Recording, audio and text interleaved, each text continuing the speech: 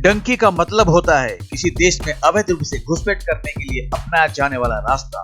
अर्थपूर्ण और संवेदनशील सिनेमा में अपनी साख रखने वाले निर्देशक राजकुमार हिरानी की डंकी अधूरी आकांक्षाओं, साधनों और सीमाओं से परे ख्वाबों को उड़ान देने वाली कहानी है।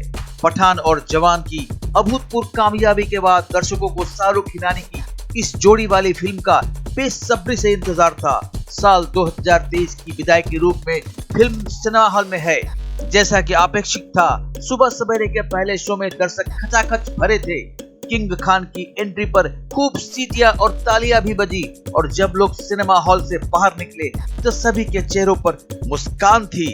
डंकी की कहानी ब्रेन ट्यूमर की शिकार मनु तापसी पन्नू अस्पताल से भागकर अपने वकील के पास इसलिए आती है क्योंकि उसे अपने देश भारत लौटना है। अपनी बीमारी के कारण उसके पास जिंदगी के गिने चुने दिन बाकी है। 25 साल पहले उसने अपने दोस्तों बुक्कू, विक्रम कोचर और बल्ली अनिल ग्रोवर के साथ अपना देश छोड़ दिया था। ये लोग इलीगल इमिग्रेंट्स बनकर लंदन में पैसे कमाकर अपने घर परिवार के बिगड़े हालतों को संवारने की जिद लेकर आए थे, मगर अब उसे लगता है देश वापसी का ये काम उसके लिए सिर्फ और सिर्फ हार्डी शाहरुख खान कर सकता है। इसके बाद कहानी फ्लैशबैक में चली जाती है। मनु, बग्गू, बल्ली और सुखी, विकी कौशल की बस एक ही धुन है कि वो किसी तरह लंदन पहुंच जाए। मनु को अपना गिरवी रखा घर छुड़वाने के लिए पैसे चाहिए तो बुग्गू और बल्ली भी घर के खस्ता हालत के कारण लंदन जाना चाहते हैं। सुखी लंदन में अपने पति की घरेलू हिंसा का शिकार अपनी प्रेमिका को वापस लाना चाहता है। लंदन जाने के फर्जी वीजा में इनके काफी पैसे जाया हो जाते हैं, मगर इन्हें रास्ता नहीं मिलता। तभी इनके कस्बे लालटू में एक जाबाज फौजी हार्डी पहुंचता है। वो हाथ पर गुड बाय एक ऐसे टैटू वाले शख्स की तलाश में है जिसने कई साल पहले उसकी जान बचाई थी। हार्डी की मुलाकात जब मनु से होती है तो पता चलता है कि वह शख्स मनु का भाई था जो हादसे से गुजर चुका है। यहाँ हार्डी इन युवाओं की आर्थिक दिक्कतों और सपनों से वाकिफ होता है और विदेश जाने में उनका साथ देने को तैयार हो जाता है। अब हार्डी को मनु से प्यार भी हो गया है। इसी बीच सुखी अपनी प्रेमिका की आत्महत्या की खबर सुनकर खुद भी खुदकुशी कर लेता है।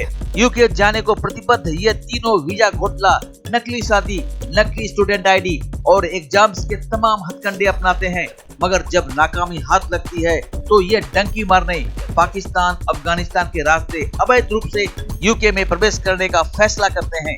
वो इस बात से अनजान है कि ये गैर कानूनी रास्ता कितना खतरनाक और जानलेवा साबित हो सकता है। अंततः ये सभी वहाँ पहुँचते हैं, मगर फिर हार्डी को अपने देश वापस भेज दिया जाता है।